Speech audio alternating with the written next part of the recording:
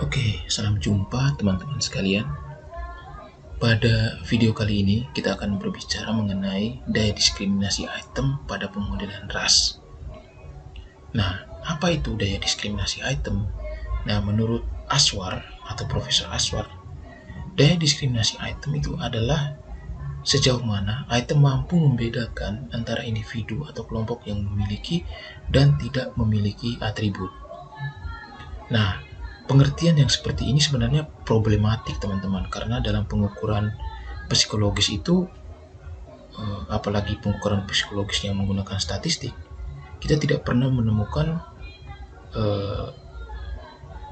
seorang responden itu memiliki nilai 0 gitu ya. Kalau nilai 0 itu kan berarti dia sama sekali tidak memiliki atribut dalam dirinya. Misalnya kita mengukur tentang motivasi. Nah, kita mengukur tentang motivasi, selalu ada nilai ya, selalu ada nilai pada responden tertentu, walaupun mungkin nilainya itu kecil. Nah, karena adanya nilai seperti itu, maka ya setiap orang itu pasti memiliki motivasi gitu, walaupun motivasinya kecil. Maka pengertian seperti ini sebenarnya problematik, karena tidak pernah ada orang yang tidak memiliki atribut, terutama atribut laten seperti misalnya motivasi gitu. Dalam pengukuran statistik pun seperti itu ya, tidak pernah ada seorang responden itu misalnya memiliki nilai 0 ketika kita mengukur motivasi dia, itu nilainya 0. Kalau nilainya 0 itu kan berarti tidak memiliki atribut sama sekali kan, tidak memiliki motivasi sama sekali. Selalu ada nilai gitu, tidak 0 gitu. Sehingga mungkin menurut saya yang lebih tepat itu, daya diskriminasi item itu adalah sejauh mana item itu mampu membedakan antara individu atau kelompok yang memiliki abilitas tinggi dengan kelompok atau person yang memiliki abilitas rendah, menurut saya. Nah, pengertian daya diskriminasi item itu menurut saya seperti itu ya. Jadi sejauh mana item itu mampu membedakan ya antara individu atau kelompok yang memiliki abilitas tinggi dan yang memiliki abilitas rendah. Nah, kira-kira seperti itu teman-teman. Nah, lalu teman-teman, dalam ras itu daya diskriminasi itu diukur menggunakan point measure correlation. Nanti saya akan tunjukkan itu point measure correlation itu ada di bagian mana dalam pengolahan data ras menggunakan MinStep gitu ya. Jadi dalam ras daya diskriminasi diukur menggunakan point measure correlation. Nah, nilai point measure correlation yang ideal itu adalah 1 ya. Nah, nilai 1 ini ya, nilai ideal yang 1 ini mengindikasikan bahwa semua person dengan kemampuan rendah menjawab soal atau item itu dengan salah, dan semua person dengan kemampuan tinggi menjawab soal atau item itu dengan benar. Nah, jadi nilai 1 ini berarti adalah nilai ideal, nilai yang paling tinggi. Karena nilai 1 ini berarti bahwa item itu mampu membedakan antara ya, seperti di pengertian sebelumnya. Nah, nilai 1 ini berarti bahwa item itu mampu membedakan antara person atau responden yang memiliki kemampuan tinggi dengan person yang memiliki kemampuan rendah. Dia mampu membedakan. Nah, bedanya di mana? Ya, bedanya di menjawab soal itu gitu. Nah, kalau misalnya item itu ya dijawab salah oleh person dengan kemampuan rendah, lalu dijawab benar oleh person dengan kemampuan tinggi, nah berarti ini daya diskriminasinya tinggi item itu, karena dia mampu membedakan antara person dengan kemampuan rendah dan person dengan kemampuan tinggi. Nah, kira-kira begitu. Nah, sebaliknya, nilai point measure correlation yang negatif mengindikasikan butir soal yang menyesatkan. Nah, butir soal yang menyesatkan ini artinya apa? Artinya kebalikannya, justru person dengan kemampuan rendah itu menjawab butir atau item itu dengan benar, sedangkan person dengan kemampuan tinggi justru menjawab soal atau item itu dengan salah. Nah, jadi kebalikannya dari nilai positif gitu ya. Nah, jadi kalau nilai point measure correlation ini negatif, itu mengindikasikan bahwa Putri itu menyesatkan, karena justru Putri itu ya itu justru mampu dijawab benar oleh siswa dengan kemampuan rendah, tetapi salah dijawab oleh person atau responden dengan kemampuan yang tinggi. Nah, nanti kita akan melakukan simulasi ya atau demonstrasi ya. Nah, lalu kemudian ada berbagai ahli itu mencoba mengklasifikasikan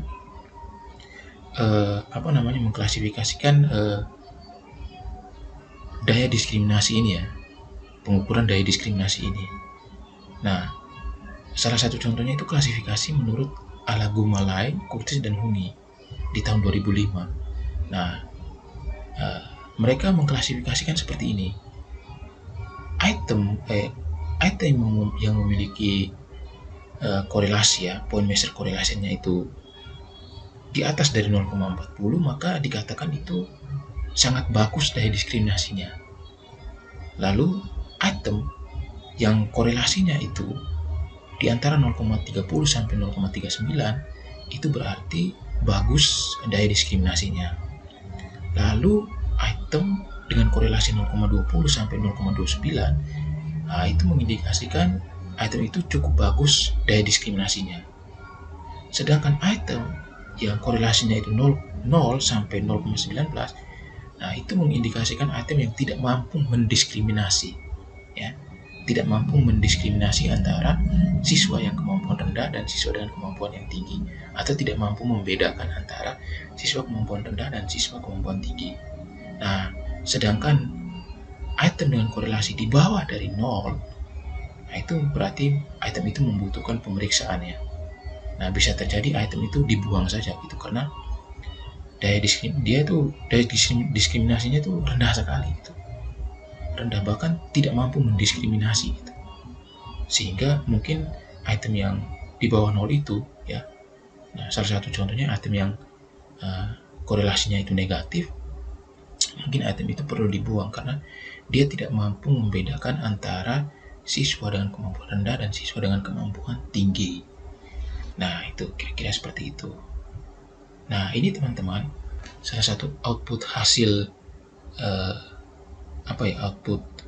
dalam WinStep. WinStep ini adalah satu software untuk mengolah pemodelan ras. Nah, ini adalah nilai point measure correlation-nya. Nah, ini teman-teman lihat di sini ada nilai point measure correlation-nya ada 0,29, 0,46, 0,34 dan sebagainya. Nah, ini teman-teman bisa lihat, ini adalah nilai point measure correlation. Nah, nilai point measure correlation ini itu juga disertakan dalam kriteria untuk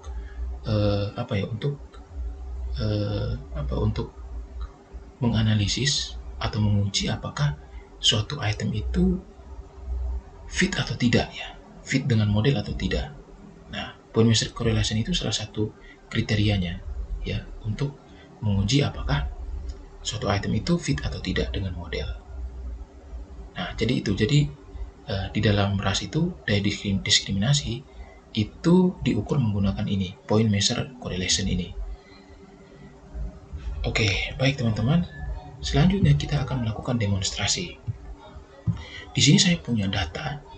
Nah, ini data fiktif ya. Ini buatan saya data ini sebenarnya. Jadi di data ini teman-teman, kalau teman-teman lihat ya, teman-teman lihat itu ada 10 orang responden menjawab 5 butir soal pilihan ganda. Lalu ini adalah jawaban mereka. Nah, lalu ada kunci jawabannya. Nah, sekarang kita akan mencoba menganalisis ya, dari setiap butir ini apakah semua butir ini memiliki daya diskriminasi yang tinggi ataukah sebaliknya ya. Apakah semua butir soal ini mampu membedakan antara siswa dengan kemampuan rendah dan siswa dengan kemampuan yang tinggi. Kita akan melihat nilai point measure correlation-nya ya. Kita akan melihat nilai point measure correlation-nya. Oke, ini adalah kuncinya A, B, C, D, E, dan A. Ini saya hapus saja. Saya delete. Nah, ini saya save. Oke, selanjutnya kita akan mulai mengolah. Kita buka WinStep. Excel, kita masukkan Excelnya soal ganda ini. Oke, selanjutnya responden ini saya cut, saya masukkan ke person label variables. Lalu butirnya saya masukkan ke item respond variable, cut item respond variables. Oke. Selanjutnya kita construct instead file. Kita ini data pilihan ganda ya, kita kasih nama. Oke, lalu save. Lalu kemudian tutup.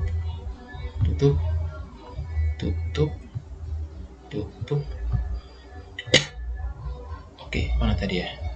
Nah, ini lagi kita edit dulu, kita masukkan kata kunci jawabannya, pilih MC key scoring key. Nah, kita masukkan kunci jawabannya. Ini harus huruf besar semua ya. Ini A, lalu B, lalu C, lalu D, lalu A kembali. Nah, ini sudah. Lalu kita pilih win step, pilih ini control data bit, ini kita pilih yang ini. Kemudian save, kemudian yes, kemudian enter 2 kali. Yep.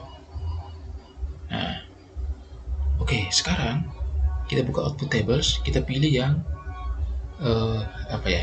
kita pilih yang ini saja, item measure ini ya, item measure, kita akan lihat. Nah, oke teman-teman, di sini ya, di sini teman-teman bisa melihat nilai point measure correlation dari setiap item. Ini teman-teman, ini nilai point measure correlation. Nah, kita fokus di nilai point measure correlation saja. Kita lihat di sini, ada satu item itu yang nilainya itu adalah minus teman-teman, nilainya negatif, yaitu butir 5. Butir 5 kita lihat nilainya itu negatif 19, sedangkan yang lain itu nilainya positif ya.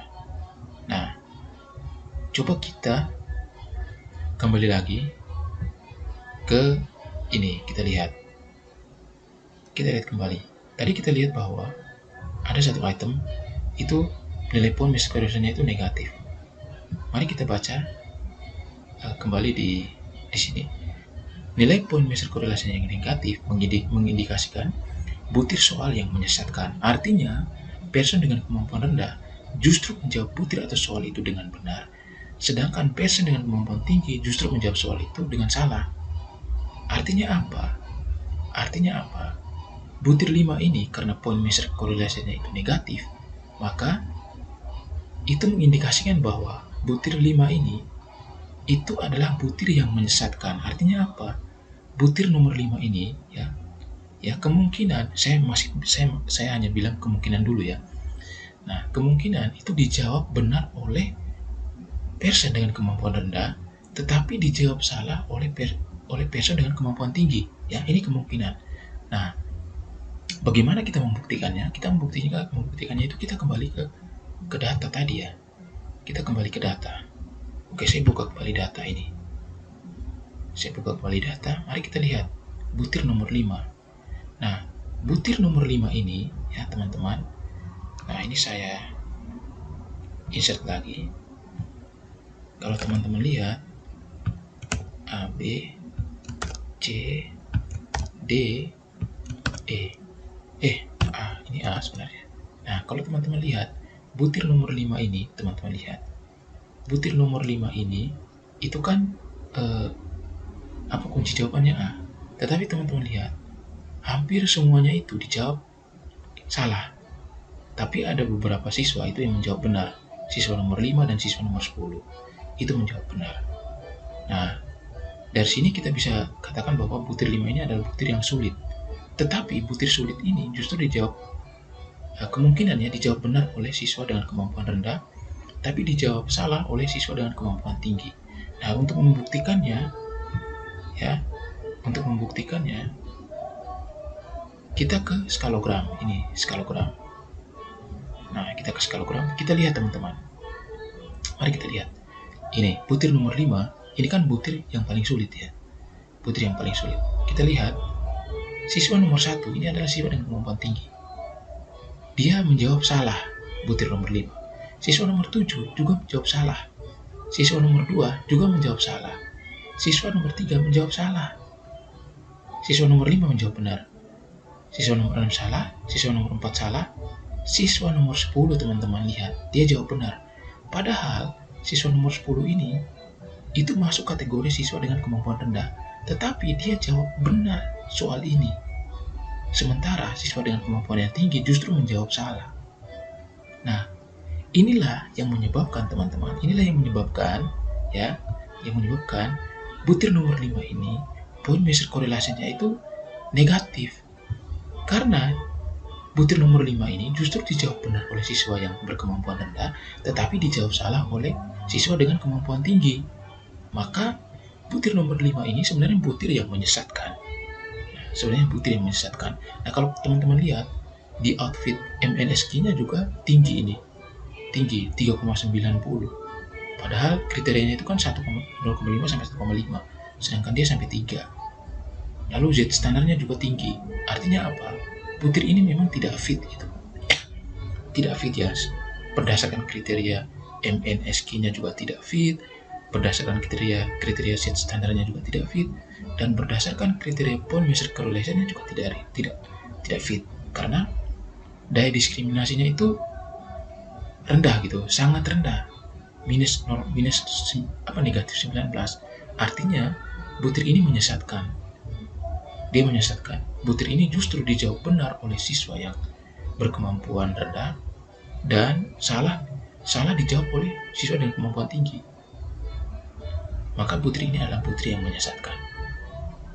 Nah, jadi seperti itu teman-teman ya, cara kita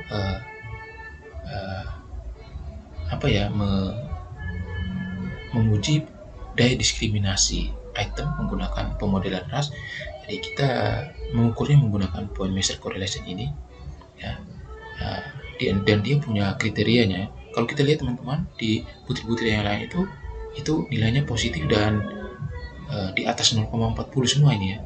Berarti butir-butir yang lain ini itu bagus ya, daya diskriminasinya bagus.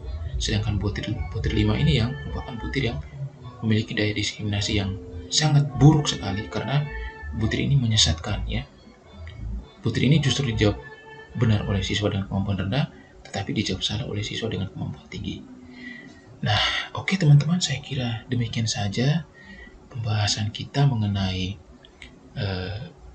pengujian daya diskriminasi item dalam pemodelan ras, di mana dalam pemodelan ras itu diukur menggunakan point measure correlation.